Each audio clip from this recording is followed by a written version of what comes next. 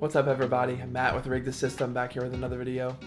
Today I want to talk about custom resin keycaps. So recently online I saw some pretty cool custom resin Pokemon keycaps where someone had taken small little pieces of clay and molded them into Pokemon, painted them, and then poured resin over them into a resin keycap mold. And the result was a really cool like Pokemon trapped in ice kind of effect.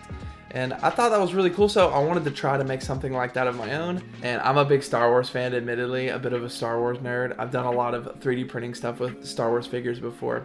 So I decided it'd be a pretty cool opportunity to make some Star Wars resin keycaps. The goal here was to have a little Darth Vader helmet trapped in resin, trapped in ice, pour that into a keycap mold, and have this cool, custom, one-of-a-kind Star Wars resin keycap. So let's look a little closer at the process that I use to make these resin keycaps.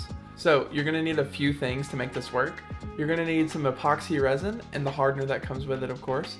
You're gonna need some silicone keycap molds. Those can be found on Amazon. And you're also gonna need either some molding clay or a 3D printer like I have.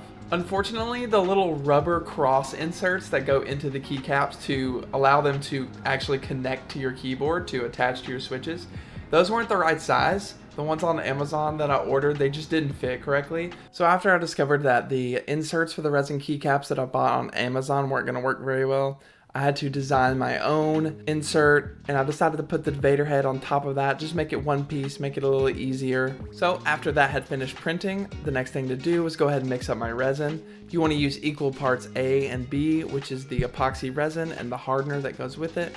Mix those together equally, mix them slowly for about 5 to 6 minutes. After your resin is thoroughly mixed, I like to heat up a little bit of water in a measuring cup for about 30 seconds in the microwave. The next step is going to be lowering your mixing container into some hot water. This is going to allow bubbles to escape your resin much more easily, which will give you a much cleaner finished product. I mix my resin in this little container, and you can lower this directly into the water as well. It'll work fine, but I chose to pour the resin into the silicone mold and then lower that into the water. I found that heat was able to penetrate the silicone mold a little easier, allowing for more bubbles to escape from the resin. But a word of caution, you don't want to get the water too hot because you may end up melting or deforming your silicone molds, and then your keycaps won't come out very well.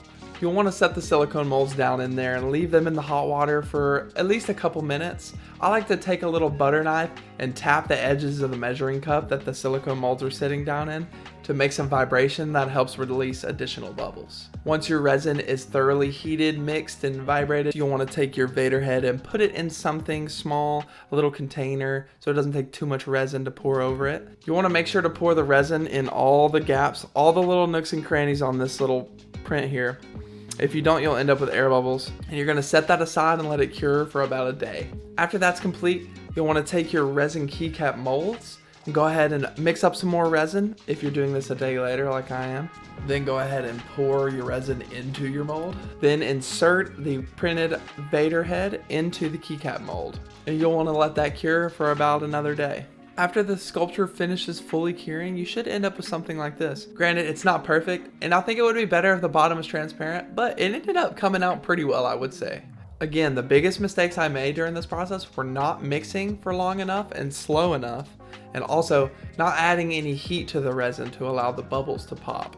If you don't have a 3D printer and you want to try a similar project, you can do what these other people have done on YouTube, and I've seen lots of pictures online. People take molding clay and mold small objects to place down into the resin, and those look great too. But luckily, I have a 3D printer, and I can't say I'm the best at sculpting, so I let the printer do that for me. And this is the finished product. If I revisit this project again in the future, I'll definitely find a way to make a clear base so that the LED lights shine through and illuminate the object inside the resin much better. Thanks for watching this one, guys.